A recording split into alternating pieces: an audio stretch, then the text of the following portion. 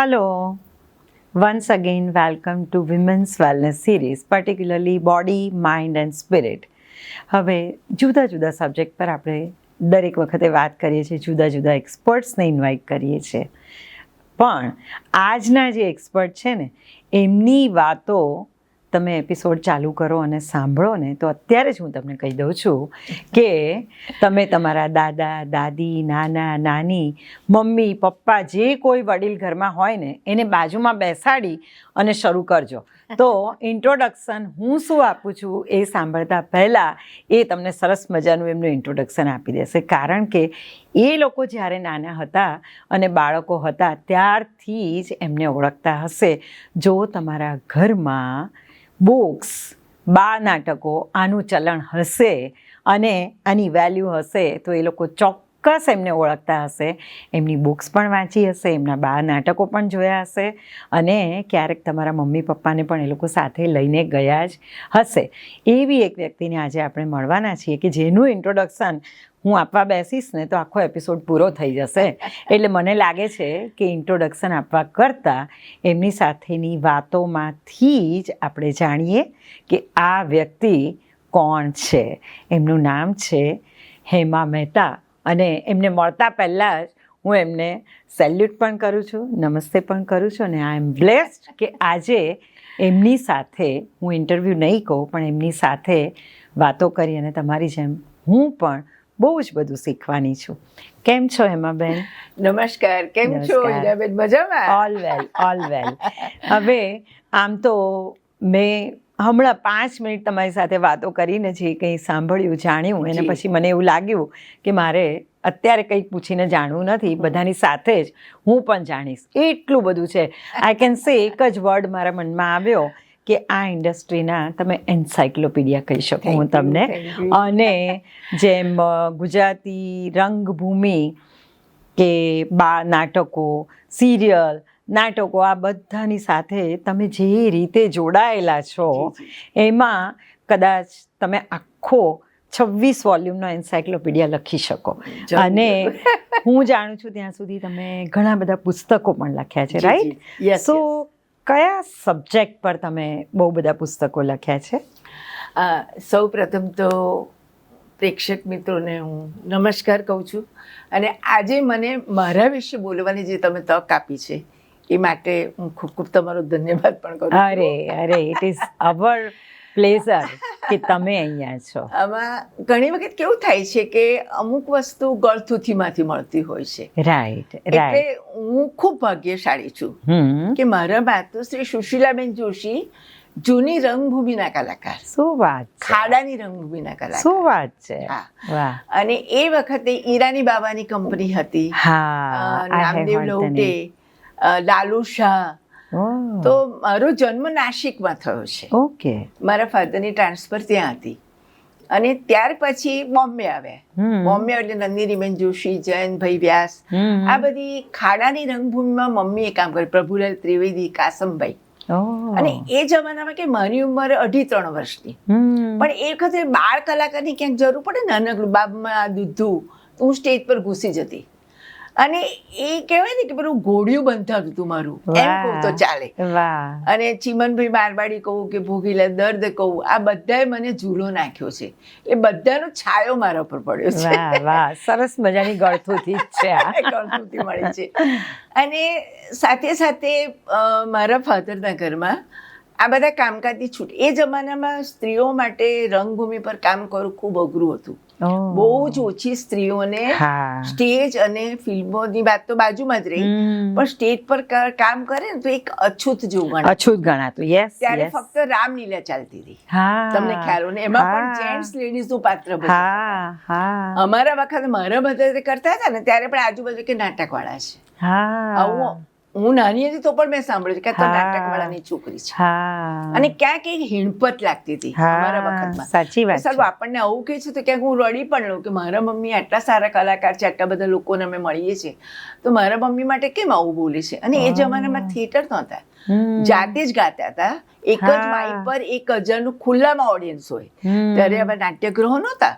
અને એ વખતે મમ્મી ત્યારે મને અરુણાબેનના મમ્મી સગુણાબેન પછી સમજાવે, ચોકલેટ આપે કે બેટા તારે દુઃખી નહીં થવાનું, આ તો બધા બોલ્યા કરે.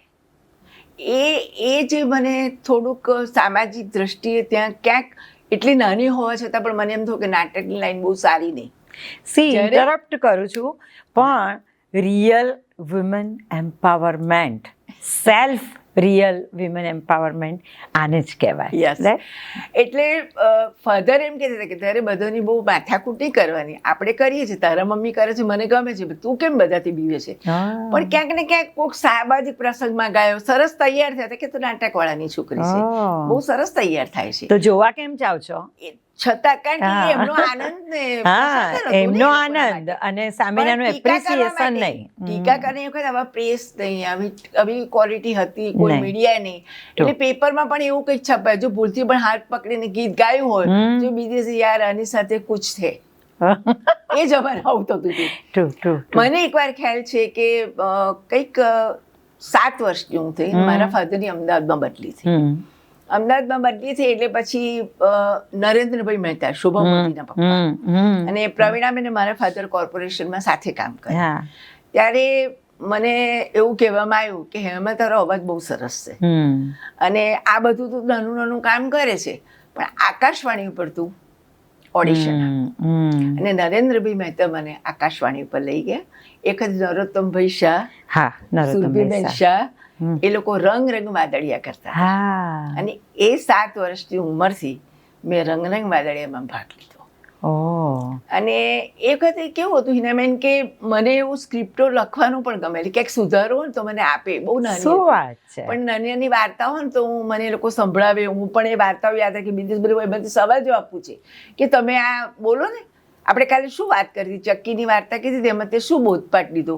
આપણે સ્કૂલોમાં એ વખતે સ્કૂલ બોર્ડની અંદર આપણે સમાચાર વાંચતા હતા, સારા શું વાક્ય લખતા બોર્ડ પર, એ બધું શિક્ષણ અત્યારે અલોપ છે. પણ એ આપણને તાલીમ નાનપણથી શિક્ષકો દ્વારા પણ મળેલી છે, ગળતુંથી. એમ કહું તો ચાલે કે પાપા પગલી ભરતા હતા ત્યારથી આપણે કોઈ જાતનો કોઈનો ડર ના હોય, બિંદાસ ફરતા હતા. પણ ક્યાંક નાની મોટી વાતોમાં ક્યાંક જેટલી પ્રગતિ કરવી હોય ને ત્યાં હું અટકી જતી કે સારું ખરાબ લાગશે. એ વાત મને નાનપણથી મગજમાં ઘૂસી ગયેલી.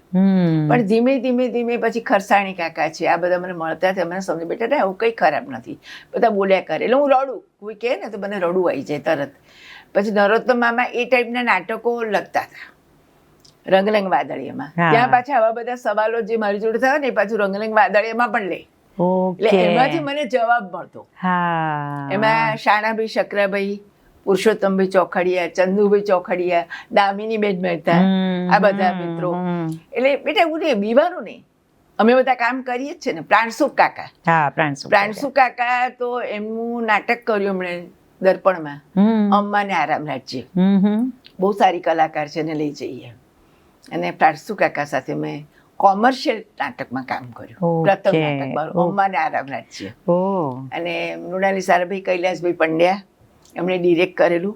અને નાનો રોલ હતો પણ મારી શરૂઆત ત્યાંથી થઈ. આ બધું સાંભળતા અત્યારે મને વિચાર આવ્યો કે you are about to complete 75 years, right? અને હા, પણ આટલી ઉંમરે કામ તો તમે કરો છો, આટલા પોઝિટિવ છો, આટલા એનર્જેટિક છો, પણ આટલી મેમરી આટલી શાર્પ કેવી રીતે છે તમારી મેમરી? તમારે તમે મિત્રો જ મને મળે છે, હું વારે ઘડીએ મારી પાસે યાદ કરાવે છે એટલે મારી મેમરી શાર્પ થતી જાય છે. વાહ, ક્રેડિટ પણ બીજાને આપે છે. જોયું, આટલી બધી મહેનત, આટલું બધું ઇન્વોલ્વમેન્ટ, આટલું પેશન. અને she said કે it is not so easy, કે અત્યારે બરોબર છે કે બધું ઇઝી છે, કે પૈસાના જોરે તમે કંઈ પણ ઇન્ડસ્ટ્રીમાં જઈ શકો છો, પણ એ સમયે જ્યારે પૈસા તો ઠીક છે, મહેનત પણ બીજી બાજુ છે, અને તમારું ઇન્વોલ્વમેન્ટ પણ ત્રીજું, પણ સૌથી ઇમ્પોર્ટન્ટ જ્યારે સામાજિક રીતે પણ આનું એટલું એક્સેપ્ટન્સ નહોતું, એટલે કે તમારે સામા વેણે તરવાનું એવું હતું, રાઈટ? સો આ વસ્તુને લઈને ઇફ આઈ આસ્ક યુ કે તમે તમારા ફેમિલીની બીજી સ્ત્રીઓ, જેમ તમને તમારા મમ્મીએ કે પપ્પાએ અને બીજા બધા કલાકારોએ તમને જે મોટિવેટ કર્યા, એમ તમે બીજી બધી વિમેન, જે આપણે જે વિમેન માટે અત્યારે વિમેન વેલનેસ કરી રહ્યા છે, તો એ લોકોને કેવી રીતે મોટિવેટ કરશો? અથવા ફેમિલીની તમારી જે પણ સ્ત્રીઓ છે, દીકરીઓ છે, વહુઓ છે, ઇવન આ ઉંમરમાં તો તમારું 4થું જનરેશન ચાલતું હશે, રાઈટ? તો જેટલી પણ ફિમેલ, તો એ બધાને તમે કેવી રીતે સપોર્ટ અને મોટિવેટ કર્યો છે? એટલે એને મેં આમાં શું થાય છે કે દીકરીનું ભણતર પૂરું થાય અને નાનપણથી જે બધી મેં પ્રવૃત્તિ કરી ને 18 વર્ષમાં મારા લગ્ન થઈ ગયા. ઓકે. અને અમદાવાદના ખૂબ જ પ્રતિષ્ઠિત ડોક્ટર કાંતિલાલજી મહેતા, ઓકે, એમને તમારે લાગે ખૂબ વસ્તારી કુટુંબ, 2 દિયરો, નણંદ, મમ્મીના ઘરે નતું કંઈ કરેલું, પણ અહીંયા આવીને તો બહુ જ વસ્તારી કુટુંબ. અને અમારે ત્યાં 3 પેઢીના ઠાકોરજી છે, એટલે ઠાકોરજીની 2 કલાક સેવા ચાલે, એટલે કાંદા લસણની તો વાત જ ન આવે, પણ ઘરમાં પણ ખાવા પીવાનું, કોઈ વૈષ્ણવ આવ્યો તો એને આ સાચવવાનું, એમાં મારો આખો દિવસ, એટલે મારી જે પ્રવૃત્તિ થતી હતી ને એ બધી સ્થગિત થઈ ગઈ. કેટલો બ્રેક પડી ગયો એમાં? લગ્ન પછી 2 વર્ષ સુધી ચાલ્યું. અને પ્લસ આ બાબત તો હતી જ કે મમ્મીના ઘરે ભલે નાટકો કર્યા, પણ એ પણ પ્રતિષ્ઠિત ડોક્ટર, એટલે બધા કે તમે તો પાછા ત્યાં તો હતું, પણ અહીંયા કેમ ચાલુ રખાયું છે? પછી મને એમ થયું કે સારું ઘરમાં ગુંગળામણ થાય, ગમે તેટલો આલિશાન બંગલો કે ગમે તેટલું આટલું, પણ જે જીવ કલાકારનો ખરો ને, એટલે મેં મારા ઘરમાં ગરબાની સંસ્થા ચાલુ કરી. વાહ. અને આજુબાજુ જે બહેનો હતી એની દીકરીઓને હું ગરબા શીખવાડતી અને બાળ નાટકો લખતી. એ બાળ નાટકો જે લખું ને, એટલે જે બાળકો નાના નાના સ્કૂલના હોય એ બધા બાળકોને એક દિવસ હું બાળ નાટક શીખવું અને એક દિવસ ગરબા શીખવું, એવું મેં સળંગ 2 વર્ષ કર્યું. અને એની અંદર એવું થતું કે બાળકો સ્કૂલથી સીધા, પછી લોકોને એટલો બધો ચટકો લાગ્યો અને બાળીઓને ફી તો લેવાનું, ફ્રીમાં જ કરવાનું હતું, પણ મારા મધર ઇન લો છે ને, એ ત્યાં ટેરેસ પર હું આ બધો કાર્યક્રમ કરું, એટલે મારા મધર ઇન લો ઉપર આવીને બેસે ટેરેસ પર, અને એ બધું જુએ કે આ બધી બહુ સરસ પ્રવૃત્તિ છે, એમને પણ મજા આવે, એટલે વહેલું પરવારીને કે ચલો આજે હેમાનું રિહર્સલ છે, ઉપર જવું. આ તો ઊંધું વિમેન એમ્પાવરમેન્ટની વાત છે કે તમે તમારા નેક્સ્ટ જનરેશનને તો કરો, પણ આમણે તો પ્રીવિયસ જનરેશન એમને ઓબ્જેક્ટ કરે એના બદલે એમને પણ આમાં વાળી લીધા. એનું કારણ એને બેન કે મારે ફરી થિયેટર ચાલુ કરવું હતું, એટલે મારે સમજ આપી. કેટલો સરસ રસ્તો છે કે તમારે જે કરવું છે કેવી રીતે એનો રસ્તો કાઢવો, કેવી રીતે કરાવવાની, પરમિશન ના કહેવાય પણ એની એક ખુશીથી તમને હા પાડે કેવી રીતે કરાવવું, એ આવડતની વાત છે. એ જમાનામાં કેવું હતું કે આપણે વડીલો સામે બોલી ના શકીએ, અને મારા ઘરમાં તો માથે ઓઢવાની પ્રથા હતી. તમને કહું કે કોઈ પણ સસરાનું માથે ઓઢે, ઘૂંટો નહીં કાઢવા, માથે તો ઓઢવાનું જ. ફુવાજી આવે, ભાઈજી આવે, બહુ રિસ્પેક્ટ રાખતા. અને મને જ્યાં સુધી યાદ છે ત્યાં તો એના પપ્પા નંબે સાથે જોડે પણ ના બેસી. જો વડીલ બેઠા હોય ને આ ખૂણે હતું, આ ખૂણે, એવી પરિસ્થિતિમાં મને એમ થયું કે મારે મારું કંઈક કરવું છે તો કરવું કેવી રીતે? એટલે ધીમે ધીમે ખરસાણી કાકા મારા ઘરે આવે, એમને હું બોલાવું નાટકના ડાયરેક્શનનું જોવા માટે, પછી રમેશ ભટ્ટને બોલાવું, પછી બધા કલાકારો એટલે બા એમની સાથે બેસે કે તમે માનો છો ને પ્રેમીલાબેન, એવું નથી, એમનું નામ પ્રેમીલાબેન, અને બહુ જ ભોળા. કદાચ આજે અમે જે પણ સુખી છે એમના આશીર્વાદ છે, સેવા ઠાકોરજીની. એટલે એ પણ બધું જોયું કે આ તો બધા સરસ લોકો મળવા આવે છે, આ તો બધા સરસ છે. અને કોકનું પેપરમાં વાંચ્યું હોય ને, આજે એમનું બેનનું હું નામ નહીં દઉં, તો એમને એક ઠપકો બી આપે કે બેન આવો બધા ધંધા ના થાય, તમારે એકને મૂકીને બીજા જોડે ના કરવું જોઈએ. તો બેન એમને ખોટું લાગશું, એમને કહું ખરું કે આપણે ના કહેવું તો પડે, કે એટલે જ સારા ઘરના લોકો નાટકો મને આવી પણ ક્યાંક ચર્ચા થઈ જાય મારી થઈ જાય. પણ પછી હું ધીમે ધીમે એને વાળી લીધી, પણ ના કરતા 3 વર્ષ, એટલે મારી મોટી દીકરીનો જન્મ થયો અને મારી બીજી દીકરીનો જન્મ થયો, અને ત્યાર પછી અભય ભેસાઈનું બૈરી મારી પરમેશ્વર નાટક, જે પહેલા મેં ભૂતકાળમાં કરેલું, હવે એમને અમદાવાદમાં 21 શો ગવર્મેન્ટ બોર્ડમાંથી લીધેલા, એટલે કે આ રોલ હમણાં સિવાય ક્રિન્ડાબેન, હેમાબેન સિવાય કોઈ ના કરે. અને ક્રિન્ડાબેનની કંઈ તબિયત સારી નહોતી, એટલે કે હેમા તારે રોલ કરવો પડશે. મારા મમ્મીને કેવડાવ્યું, મારા મમ્મીએ મને કીધું. મેં કહ્યું મારા સસરાને કન્વિન્સ કરવા પડશે આમાં તો. ફાધર ઇન લોને તો ભલે બા જ ખુશ હોય, પણ એ ડોક્ટર એમની ફૂલ પ્રેક્ટિસ ચાલતી હતી. એટલે એકવાર ખરસાણી કાકા એમને દવાખાને ગયા, અમારા પેશન્ટ નતા ખરસાણીભાઈ, એટલે એમને કીધું કાંતિભાઈ તમે માનો છો એવું નથી, એની મમ્મીને પણ ઓળખું છે, એની મમ્મી સાથે મેં કામ કર્યું છે, દીકરી ખૂબ ડાઈસ છે અને એને તમે છૂટ આપો આપા. પછી કે રિહર્સલ કરું તો તારે ધાબે કરાવજો, તને મોટું મકાન હતું, સમજી ગઈ. એટલે નાટકનું રિહર્સલ મારા અગાસીમાંથી અમારા મધર ઇન લો ચા કોફી નાસ્તા બધા કલાકારો માટે તૈયાર રાખે. એ બેઝ પર આવી ગયા. અને મારો પહેલો શો, એટલે પહેલા મેં કરેલું પણ લગ્ન પછી પહેલો શો કર્યો જયશંકર સુંદરી હોલની અંદર. મારા ફાધર ઇન લો આગળ બેઠા ને મને એવું કીધું કે બેટા હાથ પકડવો પડે તો તું પકડજે, જે સીન કરવા એ કરજે. એમના લાગતી તારા સસરા સામે બેઠા. શું વાત છે, શું વાત છે. એટલે મેં છે ને એમને આમ ઢાળે, મેં ફાઇટ એ રીતે ના આપી. બહુ જ સાચી વાત છે તમારી. હું હંમેશા એવું કહું છું, ઘરડા માણસ અને સમાજથી બંધનમાં રહેલું એને એકદમ છૂટ. અને એમના મહેતા સાહેબના ફેમિલીમાં કોઈ કલાકાર છે, એક જ હું હતી. હા, અને એ જમાનામાં તો અમે એક જ તમે હતા એવું કહેવાય. એટલે એ બધું જ એમના મગજમાંથી બ્રેઇન વોશ કરવું, એમને મારી બાજુ ઢાળવા. અને ત્યાર પછી તો તમે નહીં માનો હિનાબેન, એમનું જેટલું બી સર્કલ, મારી નવી ફિલ્મો રિલીઝ થાય તો મારે પાસ લાવવાના, મારું નવું નાટક હોય તો પાસ લાવવાના, મારે બાળકોના કાર્યક્રમો થાય તો પાસ લાવવાના, મારું લખાણ હોય તો મારે વાંચીને સંભળાવવાનું. મેં કંઈ લખ્યું હોય વાર્તા, મને બતાવે તે કેવું લખ્યું છે, તે પોતે પણ એમાં ઇન્ટરેસ્ટ લેતા હતા.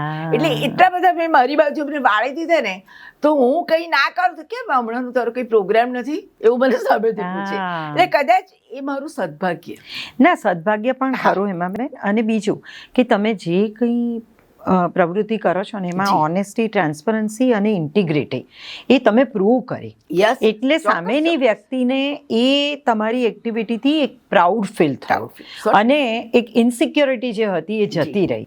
પણ એના માટે તમે પોતે પણ એટલા પ્રયત્ન કર્યા. તમે પેલું વિમેન્સ લિબરેશનના ઝંડા ના ઉપાડ્યા, પણ ધીમે ધીમે ધીમે એ રીતે કર્યું કે એ લોકોને પણ એવો એક વિશ્વાસ આવ્યો કે ના, આ પણ સારી વસ્તુ છે. અને એના લીધે થઈને માત્ર તમારામાં નહીં પણ આ ઇન્ડસ્ટ્રી માટે પણ એમનું થોડું રિસ્પેક્ટ વધ્યું હશે. 100%. મને એવું કહે છે કે હું તારા નામે ઓળખાવું છું. હા, એક્ઝેક્ટલી. હમણાં મેં એ જ વિચાર કર્યો કે બેટા કહે ને કે હેમાબેન એક્ઝેક્ટલી, એ મને બહુ ગૌરવ લાગતું હતું. અને કુદરત તું હિનાબેન કે મારે 2 બાળક, મેં મારા બાળકોને પણ તાલીમ, એને પણ ઇલેક્શનબેન ઠાકોર, હું પણ એમની સ્ટુડન્ટ, મારી બંને દીકરીઓને મેં ક્લાસિકલ ડાન્સ શીખવાડ્યા, મારા સનને પણ મેં બોંગો ને બધું શીખવાડ્યું. અને એ લોકોને પણ ધીમે ધીમે હું કલ્ચરમાં લાવતી. કારણ કે આર્ટનું એ આર્ટ કેવી વસ્તુ છે, આર્ટની કોઈ કિંમત ના હોય પણ એની વેલ્યુ. એટલે આર્ટ હોય, એની વેલ્યુ હોય, આર્ટિસ્ટ છે એ લોકો માટેની એની વેલ્યુ અને એપ્રિસિએશન, એ જ એ લોકોનું ફૂડ છે. એક તાળી પડે તો એમાં મને લાગે બધું સમય જાય. એક્ઝેક્ટલી. અને એ જ વસ્તુને લઈને મેં સાંભળ્યું છે કે તમે તમારું તો બરોબર છે કે તમે તો મારા ઘરમાં એક બચ્ચું છે, મારું ગ્રાન્ડસન, એને હું હંમેશા સેલ્ફ એન્ટરટેનર કહું છું. એ જાતે એની પોતાના પ્રવૃત્તિમાં, પોતાની વાતમાં, બધામાં ખુશ જ હોય. એટલે તમે તો એવા જ છો કે તમને કોઈના એપ્રિસિએશનની હવે જરૂર નથી, પણ તમે હવે જૂના આર્ટિસ્ટને લઈને એ લોકોને એપ્રિસિએટ કરવા માટે, એમને કામ અપાવવા માટે પણ કંઈક કરી રહ્યા છો. જી. એટલે એમાં એવું છે કે આટલી બધી નાટકો, ફિલ્મો મેં 57 કરી. એમાં મેં એક મરાઠી લેંગ્વેજમાં પણ કરી, મઝહબ આલમ, એક ભોજપુરીમાં પણ કરી. શું વાત છે. એટલે મેં તમને કહ્યું કે જ્યાં પેલું પાણીના રેલા જેવું મારું કામ હતું, જ્યાં મને તક મળી ને મેં તકને ચેલેન્જ રીતે ઉપાડી લીધી છે. અને ઈશ્વરના છે મિત્રો પણ એટલા સરસ મળ્યા. મને પ્રોડ્યુસર અરુણ ભટ્ટથી માંડીને કિશોરભાઈથી તમને કહું આજે સારા મને પ્રોડ્યુસર મળ્યા. અને જયેન્દ્ર મહેતા, દિનેશ મહેતા, બધા કલાકારો પણ અમદાવાદના સપોર્ટમાં, નલિન દવે, આ અમારું નીલમબેન ગામડિયા, આ બધું અમારું ગ્રુપ. હિતેન્દ્રભાઈ સીએમ હતા ત્યારે પણ મેં કલ્ચર ડિપાર્ટમેન્ટમાં બધું કામ કરતા હતા. એટલે આ બધું કેવું છે કે બધું એક સાથે બધું ભેગું થયું અને અમે એકબીજાના સપોર્ટથી સીડી ચડવા માંડ્યા. અને મને જ્યાં સુધી ખ્યાલ છે કે આકાશવાણીમાં જવું કે દૂરદર્શન કે ટીવીમાં જવું, એટલે મારે પાછળ બીજો મને પ્રોગ્રામ મળી જ જાય. કારણ કે એકબીજાની સંબંધોની માત્રા વધતી. એટલે ક્યાંક એવું હતું કે હેમાબેન આમાં સરસ છે, તમે આવી જજો. અને એ તક મેં છોડી નહીં. પણ એની સાથે એક બહુ જ નક્કી કર્યું હતું હિનાબેન કે ઘર બાળીનું હું તીરથ નહીં કરું. વાહ વાહ, આ તો બહુ જ સરસ મેસેજ છે. તમે સમજો, હું પણ હેમાબેન બધાને એવું કહું કે તમે એવું ના કહો કે મારા ઘરનો સપોર્ટ નથી, મારા ઘરના આમ નથી કરતા. તમે તમારી ડ્યુટી પ્રોપરલી કરશો તો કોઈ જ તમારા રસ્તે આડું નહીં આવે. ક્યારે પણ તમે પછી ઘરના બાળકોનો સ્કૂલનો ટાઈમ હોય કે હસબન્ડને ઓફિસ જવાનો ટાઈમ હોય તો એ સમયે તમે બધું મૂકી અને ઘર બહાર મૂકીને જતા રહેશો તો કોઈ પણ, હવે હ્યુમન બિઈંગ છે, તમારા ડિપેન્ડન્ટ છે એ લોકો. એવું નથી કે તમારા ઉપર હક કરે છે, પણ એ ડિપેન્ડન્ટ આપણી ફરજ છે. અને જે વિશ્વાસ એમણે આપણામાં મૂક્યો છે એ વિશ્વાસને આપણે નિભાવવો પડે અને આનંદથી, પ્રેમથી નિભાવવાની વાત છે. એ જમાનામાં જે નહોતું થતું એ મેં કર્યું અને એમાં પણ મને આટલો સપોર્ટ આપ્યો. તો મને એમ થયું મારી દીકરીઓનું એવી રીતે તૈયાર કહું કે એને પણ એના સાસરા એવા જ મળે. એટલે એ પણ મેં મેન્ટાલિટી તૈયાર રાખી હતી મારી દીકરીઓનું ક્યાંય પડાય તો તમે મને કુટુંબ એવું મળ્યું છે મારી છોકરીઓની પ્રગતિ વૃદ્ધાવી ના. Very true. અને ઠાકોરજીની દયા કે બંને દીકરીઓ પડાવી. આજે જ મેં તમને મારી દીકરીનું રિઝલ્ટ ઓલ અમારે આંધ્રપ્રદેશમાં ફર્સ્ટ એનો બહુ સારી કોરિયોગ્રાફર છે દિલ્હી ગવર્મેન્ટ તરફથી અને આજે જ પ્રાઇઝ સવારે વિતરણ થયું. વાહ વાહ વાહ, સો પ્રાઉડ. મારી મોટી દીકરી હેતલ ત્રિવેદી તો દૂરદર્શન બહુ સારી એન્કરિંગ કરે છે, સાથે ઘણી સિરિયલોમાં પણ કામ કરે છે. એની ડોટર છે એ GLS માં પ્રોફેસર છે, PhD થઈ ગઈ છે, શિબોની ત્રિવેદી, અને એનું નિત્ય અકાદમી ચાલે છે, એ પણ કોરિયોગ્રાફર છે. વાહ વાહ વાહ.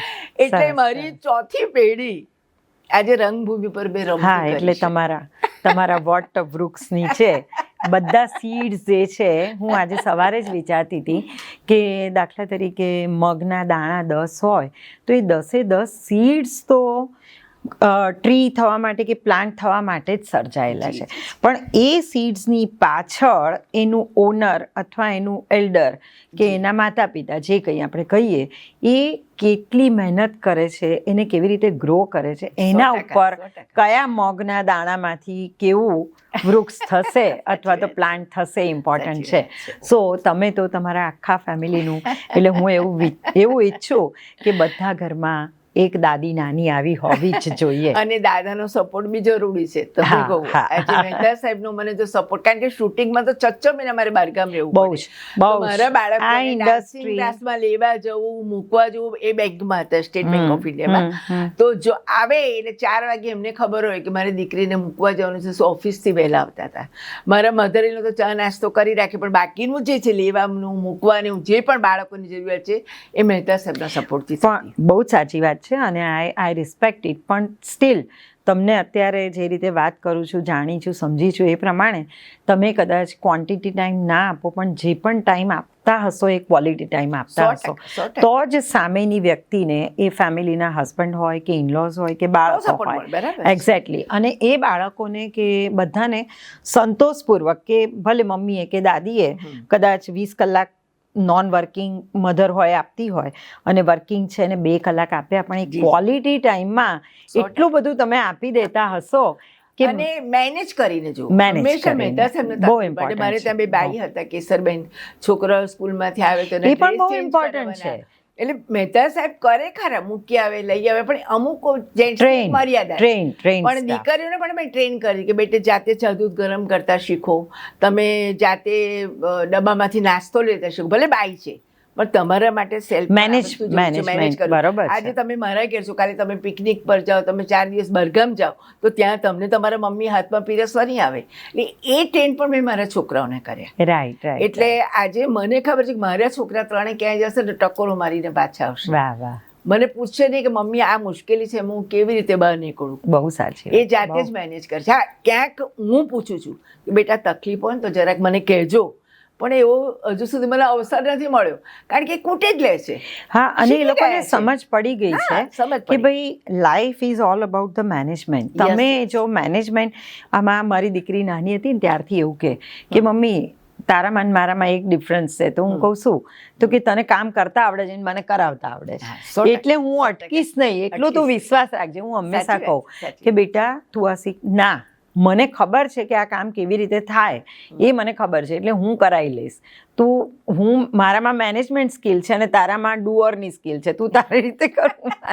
એટલે એ વાત બહુ જ સાચી છે કે કાં તો તમે કામ કરતા શીખો ને કાં તો કરાવતા શીખો મેનેજમેન્ટ, કારણ કે દરેક વ્યક્તિ દરેક કામ કરી શકશે એ પોસિબલ નથી. અને બધું જ હું કરીશ તો પછી બીજા શું કરશે? બીજાને પણ કામ કોઈ 100% સંપૂર્ણ નથી. આજે બીજું શું છે હિનાબેન, કે મારું જે લખાણ છે પુસ્તકોમાં એ પણ આવી રીતે લેડીઝોને પ્રેરક માટે જ કરું. અચ્છા, એ સબ્જેક્ટમાં પણ તમે લખો છો? કારણ કે નારીની સંવેદનાને વાચા આપતા પુસ્તકો છે મારા. શું વાત છે! અને આકાંક્ષા, પછી હમણાં જે મારા 3 એક સ્પર્શ એ મેં હમણાં કર્યું. એટલે નવલકથાના રૂપમાં લખો છો? સુરત તરસે ચાંદનીને કર્યું મેં. અને એક સ્પર્શ બની તરસ, જેનું આજ એમાં ઓપનિંગ થયું. અને નરહરીભાઈ જોરાવરસિંહ દાદા પણ આવ્યા હતા, મહેન્દ્રભાઈ ત્રિવેદી આવ્યા હતા, અને બહુ મોટા પાયા. અને કોઈ એક બુકનું આપની બહુ બધી લેંગ્વેજમાં ટ્રાન્સલેશન થયું છે? અને મને યોજના કાર્યાલય ભારત સરકાર દ્વારા મને વાર્તા લખવા માટેનું એ લોકોએ નિમંત્રણ મોકલ્યું કે તમે સરસ મજાની વાર્તા. એમાં યશવંત દાદા મારી સાથે હતા. યશવંત દાદા મને કે એમાં નાટકો લખે છે, તું આ બધું લખે છે, નવલકથા લખે છે, આ બધું લખે, એના કરતાં નાની નાની સરસ વાર્તા લખો. નાની વાર્તાનો મતલબ શું હતું? 1 થી 4 ધોરણના બાળકો માટેની વાર્તા. એટલે એના માટે તો મારે ચકોચકીને લગભગ તમારે તો કાર્ટૂન જેટલું આવે એ ટાઈપની વાર્તાઓ લખવી પડે. પણ એ લખાણમાં પણ હું સંપૂર્ણ નીકળી. અને ફૂલડાની ફોરમ એ પુસ્તક મારું બાળ વાર્તાનું બહાર પડ્યું. અને 2 વર્ષ પછી મારા પુસ્તકને ગીજુભાઈ બધેકા એવોર્ડ પણ મળ્યો. અને સાથે સાથે 14 ભાષામાં ટ્રાન્સલેટ થયું. વાહ! આ બધું તો બરોબર છે, પણ તમે તમારી ઓટોબાયોગ્રાફી લખી કે નહીં? મેં મારી ઓટોબાયોગ્રાફી લખી છે, હજુ સુધી પ્રકાશિત નથી કરી. પણ આજે ને આજે તમારા નેક્સ્ટ જનરેશનને, તમારી દીકરીઓને દીકરાઓને તમે કહી દો કે આ કામ 2024માં થવું જ જોઈએ. બસ. એટલે મારો જે હમણાં મેં કહું ને અમને કે નાટકો ખૂબ લખ્યા, પુસ્તકો ખૂબ લખ્યા. પછી હું ગુજરાત ફિલ્મ ડેવલપમેન્ટ કોર્પોરેશનમાં 90ની સાલથી 97 સુધી હું ડાયરેક્ટર રહી. માહિતી ખાતામાં, ચિલ્ડ્રન્સ એકેડમીમાં, વેસ્ટ ઝોન કલ્ચર સેન્ટરમાં, પછી આપણું જે કલાકારોનું કલાકાર કલ્યાણ નિધિ છે એમાં પણ હું બોર્ડ મેમ્બર હતી. દૂરદર્શનની અંદર એડવાઇઝરી બોર્ડમાં હતી. એટલે અને કોર્પોરેશનમાં 5 વર્ષ કલ્ચર કમિટીમાં GI પટેલ સાથે કામ કર્યું. એટલે અમદાવાદ મ્યુનિસિપલ કોર્પોરેશનમાં પણ કામ કર્યું. આ બધી જે એટલે ઘણા લોકોને મને મળવાની તક મળી. એટલે કૃષ્ણવર્ધન જોશીથી લઈ અને માલિની બેન અત્યાર સુધી સતત મેં કામ કર્યું કોર્પોરેશનમાં. અને મેયર વિજય પદમાં પહેલી ગરબા સ્પર્ધા અમદાવાદમાં મેં ચાલુ કરાવી હતી. શું વાત છે! ત્યારે આપણે આ હતા શેખાદમદાર ડાબુવાલા મારી સાથે હતા, રજનીકુમાર પંડ્યા અને રફીઉદ્દીન શેખ મેયર હતા એ વખતે. મને કે એમાં બહુ સરસ છે. પણ એ હિનાબેન મારું ગણતરી ક્યાં હતી કે બહુ મોટી સ્કૂલોમાં મોટી ફી ઉઘરાવે છે, એ સ્કૂલોને મેં ટચ બહુ નથી કરી. મેં કોર્પોરેશનના બાળકોને ટચ કર્યા, મ્યુનિસિપલ, કે એ બાળકો થિયેટર સુધી ટિકિટના પૈસા ખર્ચીને નથી જતા. મારે પ્રોજેક્ટ એવો કર્યો છે કે બધી શાળાના બાળકોને કામે મળે, સાથે મનોરંજન પણ કરે. એના માટે મેં જબરદસ્ત એક પ્રોજેક્ટ કર્યો. મારે રાજેન્દ્રભાઈ શેઠ, જયવર્ધનભાઈ પટેલ, દિનેશભાઈ શાહ, સુધીરભાઈ શાહ, પ્રકાશ હાઈસ્કૂલવાળા, અને બીજા ઘણા બધા, અરુણભાઈ પરીખ હતા યુનિવર્સિટીના વાઇસ ચાન્સલર. આ બધાનો સપોર્ટ મને ગવર્મેન્ટનો મળ્યો, કોર્પોરેશન મળ્યો. મેં 1.25 લાખ બાળકોના 3 વર્ષ સતત પ્રોજેક્ટ કર્યા. એ પ્રોજેક્ટની એક નાની તમને વાત કરું કે જયશંકરમાં શનિ રવિ, આંબેડકર હોલમાં શનિ રવિ, ટાઉન હોલમાં શનિ રવિ અને ભગતસિંહ હોલ, 8 શો થાય દર રવિવારે મારા. શું વાત છે! અને આ નાટક મેં કોર્પોરેશનના છોકરાઓના બાળકો પાસે કરાવે. સમજ પડી. માત્ર બાળ નાટક લખ્યા નથી, પણ એ બાળ નાટકોને એકચ્યુઅલ જે ડિઝર્વિંગ બાળકો છે એ લોકો સુધી પહોંચાડ્યા છે, કે જે લોકો જાતે આ વસ્તુ સુધી એનું એક્સપોઝર નથી અથવા પહોંચી નથી શકતા, એ બધું જ એમણે કર્યું છે. એટલે એનો અર્થ શું થયો કે માત્ર પોતાના માટે નથી જીવ્યા, પણ સમાજ માટે, સોસાયટી માટે, પોતાના બાળકો માટે, બીજાના બાળકો માટે, પોતાના એમ્પાવરમેન્ટ માટે અને બીજી સ્ત્રીઓના એમ્પાવરમેન્ટ માટે પણ એમણે આટલું બધું કર્યું છે. સો મને એવું લાગે છે કે આજે આપણે એમને કોઈ એમ્પાવરમેન્ટ કે રિલેશનશીપ કે પેરેન્ટિંગ એના કોઈ ડાયરેક્ટ ક્વેશ્ચન નથી પૂછ્યા કે ડાયરેક્ટ આન્સર પણ નથી લીધા, પણ એમનું જીવન એ જે રીતે જીવ્યા છે એની એમણે જે વાતો કરી એમાંથી જ આપણને બહુ જ બધા જવાબ મળી ગયા છે. So thank you very much Hemaben. અને મને એવું લાગે છે કે આવા તો ઘણા બધા એપિસોડ્સ આપની સાથે કરવા જોઈએ, જેથી જ્યારે યાદ કરશો ચોક્કસ હું આવીશ અને મારા પુસ્તકો પણ હું આપને મોકલી આપીશ. ખાસ મેં જે કામ કર્યું છે ને એ રિમાન્ડ હોમમાં એક લાઇબ્રેરી કરી આપે છે, રિમાન્ડ હોમના બાળકો માટે. હા, અને એ અમે કેવી રીતે પૈસા ભેગા કરીએ, પણ એક બહુ નાનકડી 2 મિનિટની વાત છે કે કોર્પોરેશન સ્કૂલોના 500 શાળાઓ, એ બાળકોને ત્યાં અમે પુસ્તકો આપ્યા. હવે જે બાળકને પુસ્તક વાંચ્યું એ 50 પૈસામાં લઈ જાય.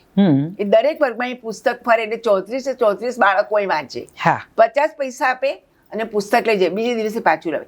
એ 50 પૈસાથી જે ફંડ ભેગું થયું એમાંથી અમે લોકોએ 700 મારા યશવંતભાઈ દાદા, દેવેન્દ્રભાઈ પટેલ, પ્રિયકાંતભાઈ પરીખ અને અમને શ્રેયાંશભાઈનો પણ સપોર્ટ મળ્યો અને બીજા બધા મિત્રોનો, તમને કોઈ વાડીલાલ આઈસ્ક્રીમનો મને બહુ સપોર્ટ મળ્યો, બચુભાઈનો. એમણે મને એમ કીધું કે હેમાબેન 4 આના તમે જે ફી લો છો, કારણ કે એન્ટ્રી ફી તો અમારે લેવી જ પડે, જયશંકરના હોલ મને ફ્રી મળે, પણ એ 4 આના એ લોકોને કેન્ડીમાં ફ્રી મળે. આઈસ્ક્રીમ ખાવે ને તે સ્પોન્સરશિપ મળેલી, બાળકોને ટોટલી ફ્રી પ્રોગ્રામ મળે. અચ્છા, આવા જ અમારી બસની સગવડો પણ અમારે જેટલું શક્ય હોય એટલું કરી આપતા. એવું સેમ વસ્તુ લક્ષ્મી આઇલેન્ડમાં બાળકોની ફિલ્મો બતાવી, રોબિન હુડથી લઈને બધી જ. અને મેં પોતે શાંતારામ દાસે એક પિક્ચર બનાવ્યું 3 ટેણિયા, અને નવનીતભાઈ સેવકની સ્ટોરી લીધી અને આખું કચ્છમાં શૂટિંગ કર્યું અમે. અને એ પિક્ચરમાં મને મારી જોડે એક જ શરત હતી કે હેમાબેન આ ફિલ્મ 1.5 મિનિટ આપણે 3 કલાકની બનાવી. ને 3 કલાકની ફિલ્મ અમે બનાવી. મનુભાઈ દફતરી દ્વારા એને લક્ષ્મી સિનેમામાં મેં રિલીઝ કરી અને શ્રીકાંત સોની, સાયરાબેન પઠાણ, હું એમાં રોલ કરું છું. મારા 3 ટેણિયાઓએ એમાં બાળ કલાકાર તરીકે કામ કર્યું છે મારા બાળકોએ. શું વાત છે! બધા બાળ કલાકારો લીધા અને કચ્છમાં આખું મેં શૂટિંગ કર્યું. એટલે મને આ બધી જે ફિલ્મ છે અથવા નાટકો છે એનું ડિજિટલાઇઝેશન થયું છે? એ લોકો પાસે પ્રિન્ટ છે. હમણાં તમને કહું કે શૈલેન્દ્રભાઈ વાઘેલા કરે છે અમદાવાદમાં. અમે બંને ભેગા થઈને એક સરસ વિચાર કર્યો, પણ મારા કરતા મહેનત એમની ઘણી છે. મેં તો ખાલી પેલું ટપકું મૂક્યું, પણ એમણે એ જમાનાની ફિલ્મો બેગમપારાથી લઈને અત્યાર સુધીની ફિલ્મોના પોસ્ટર એકત્ર કર્યા 1.5 વર્ષ સુધી. અને એનું એક્ઝિબિશન એમણે રવિશંકર રાવળમાં કર્યું. ને એની અંદર એ જમાનામાં કયા કલાકારો, કેવા નાટકો, કેવી ફિલ્મો અને કઈ રીતનું પ્રોડક્શન, બ્લેક એન્ડ વ્હાઇટ કેવી રીતે, શૂટિંગમાં શું, એ બધો જ એનો ઇતિહાસ અમે કરેલો અને બહુ સુંદર એક્ઝિબિશન કર્યું. અને મને લાગે 3 દિવસ પહેલા જ એમનો આકાશવાણી પર બહુ સરસ એમનો ઇન્ટરવ્યુ લીધો છે શૈલેન્દ્રભાઈ. આ હું એટલા માટે તમને કહું છું કે અત્યારે બાળકો, સોરી એક જ મિનિટ, કંઈક આવ્યું. આ હું આપને એટલા માટે કહું છું કે અત્યારે બાળકો ટીવીમાં જે સિરિયલ્સ ને વિડીયો ગેમ્સ ને બધું જે રમતા હોય છે એમાં ઇનોસન્ટ કહેવાય એવી ગેમ હોવી જોઈએ, છતાં એટલી બધી એમાં વાયોલન્સ ને મારી એ હોય છે. ઇવન કાર્ટૂન મૂવીઝ પણ એ લોકો જોતા હોય તો એની લેંગ્વેજ તમે જો ઓબ્ઝર્વ કરો તો એવી લેંગ્વેજ હોય છે, એમાં બાળ સહજ આનંદ જેવું કંઈ હોતું જ નથી, ઓનલી એક્સાઇટમેન્ટ હોય છે. તો આ જે બાળ નાટકો હતા એ જમાનાના, એ જો આ બાળકોને બતાવવામાં આવે તો એ લોકોને ખબર પડે કે સાચું જેને આનંદ કહેવાય ને બાળ સહજ, એ કેવો હોય. એટલા માટે હું આપને પૂછી રહી છું, તો તમે પૂછજો એ લોકોને. પૂછું છું ને હું તો સ્કૂલોમાં. તમે હમણાં તો મારું ઘણું ઓછું થઈ ગયું છે, કે સુધીરભાઈની પ્રકાશ છે, પછી મોહિનીબા, પછી આ વિશ્વભારતી સ્કૂલ, તુષાર શુક્લા, બધા.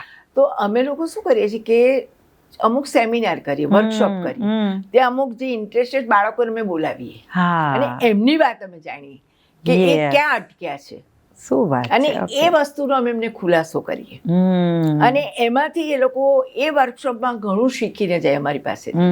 અને જ્યારે પણ એમને અમારી જરૂર પડે છે એમાં ઓન ધ સ્પોટ એમને હેલ્પફુલ થઈએ છીએ. મારો મોબાઈલ 24 કલાક ચાલુ હોય, કોઈને કોઈ પણ તકલીફ પડી, બસ હવે કોઈ પણ કલાકાર, હવે હું તમને રોજ ફોન કરીશ. એટલે વાતો તો જીવનમાં હજુ પણ ઈશ્વરની દયા છે. અત્યારે હું સિનિયર કલાકારોનું એક ગ્રુપ ચલાવી રહી છું. હા, એ આપણે મારી સાથે બધા જ છે. તમને કોઈક વિનોદ જાની, શશિકાંતભાઈ નાણાવટી, દિનેશ શુક્લ, દિલીપભાઈ ગઢવી, આ બધા જ પ્રોડ્યુસર ધીમે ધીમે એક્ઝિટ લઈ રહ્યા છે. પણ અત્યારે પણ 130 મેમ્બરો છે. 70 વર્ષની ઉપરના કલાકારોનું આજે હું બહુ જ પ્રેમથી 2007થી ગ્રુપ ચાલુ જ છે. હજુ પણ અમારી કેરિયર ચાલુ છે. એમાં એ ગ્રુપમાં એક જ અમારું છે કે દર મહિને એમની હેપી બર્થડે ઉજવીએ છીએ અને કોઈની મરણ તિથિ હોય તો અમે શ્રદ્ધાંજલિ આપીએ છીએ. એટલે મહેશભાઈ શાસ્ત્રી ગયા, પણ ખૂબ સુંદર રીતે ચાલે છે. અને ક્યાંક કોઈને જરૂર પડે કામની, અત્યારે ઘણા કલાકારો વિસરાઈ ગયા છે, તો ધારો કે અમારા જે ઓળખાણો છે કે જે કલાકારોની ટેલેન્ટ છે એ લોકોને બહાર લાવે. ઘણાના દીકરાઓ અમેરિકા જ છે, અમારામાં 40% એવા કલાકારો છે કે એકલા જ હશે. અને હમણાં જ બહુ જ કલાકારો, તમને કદાચ ખ્યાલ હોય તો પેપરમાં ખૂબ જ આવી ગયું કે મેન્ટલી ડિપ્રેશનમાં આવી ગયા છે. આવી જાય કારણ કે એક સમય એમનો એવો હોય કે એમનો જ સમય છે અને એમની પાસે અને હવે નથી આવકનું. પહેલાના લોકો પાસે પૈસા નહોતા ભેગા થતા, પેમેન્ટ ઓછું મળતું હતું અને આટલી બધી સ્કીમો નહોતી ને એવી ખબર નથી કે પેમેન્ટ ક્યાં. અત્યારે શું થયું છે કે સામેથી પૈસા આપે, કારણ કે લોકો પાસે પૈસા, પગાર ધોરણ વધી ગયું. એ જમાનામાં બધી વસ્તુ નહોતી. એટલે કલાકારો માટે આજે પણ મારી એક કુણી લાગણી છે, ખાસ કરીને ઝૂંપડપટ્ટીના કલાકારો જે ઢોલક વગાડે છે, હાર્મોનિયમ વગાડે છે, નાના નાના છે કે જેનું નામ નથી. એ છાપામાં જાહેર ખબર 3000 રૂપિયા નથી કે જાહેર ખબર આપીને એનો શો કરી શકે. રાઈટ. એટલે એવા કલાકારોને અમે ક્યાંક ક્યાંકથી ચૂંટી લાવીએ છીએ. દર મહિને જે મારું સિનિયર આર્ટિસ્ટ ફોરમ છે એમાં એમનો પ્રોગ્રામ કરીએ છીએ અમે. એમનું સન્માન પણ કરીએ છીએ અને એમની પેઢીને પણ અમે કહીએ છીએ કે આ તમે કામ ચાલુ રાખો. બહુ સરસ. એટલે ઈનાબેન જ્યાં તક મળે આજે પણ હું ચૂકતી નથી. અને ઘણીવાર એમ પણ કહેવાય છે કે જમણા હાથે કરો તો ડાબા હાથે નાખો, પણ અમુક બીમારીઓમાં પણ અમુક કલાકારો એટલા બધા ગરબાઈ ગયા છે કે પૈસાના થકી બહુ તકલીફ છે. ઈશ્વરની દયા છે, ગાંધીનગર હોય કે કોઈ પણ સરકાર આવી હોય, આજની તારીખમાં અમને બહુ જ સપોર્ટ આપે છે અને અમે કોઈને કોઈ પ્રકારે અમને પૈસાની દ્રષ્ટિએ ગણો કે હોસ્પિટલાઇઝની દ્રષ્ટિએ આજે પણ અમે હેલ્પ કરીએ છીએ. અને ઠાકોરજીની કૃપા છે કે સદાય જ્યાં સુધી શ્વાસ રહે મારો ત્યાં સુધી હું આ કામ કરતી રહું. વાહ, થેન્ક યુ. બહુ જ બધું શીખવાનું હતું. હું તો શીખી જ છું. તમે પણ યાદ રાખજો, વારંવાર એપિસોડ જોજો. અને મેં કહ્યું એમ, ઘરના બીજા મેમ્બર્સ, એમાં પહેલાં મેં શરૂઆતમાં એવું કહ્યું કે તમે તમારા મમ્મી પપ્પા, દાદા દાદી, નાના નાની, પણ હવે એવું કહું છું કે તમારું નેક્સ્ટ જનરેશન, એના પછીનું જનરેશન, બાળકોને પણ સાથે બેસાડજો. સો દે વિલ ઓલ્સો લર્ન અને દે વિલ ઓલ્સો નો કે બા નાટકો એ જમાનાના જે હતા, it is better than this times. તમે જે જોઈ રહ્યા છો ને એના કરતાં બહુ જ સરસ હતા. Thank you.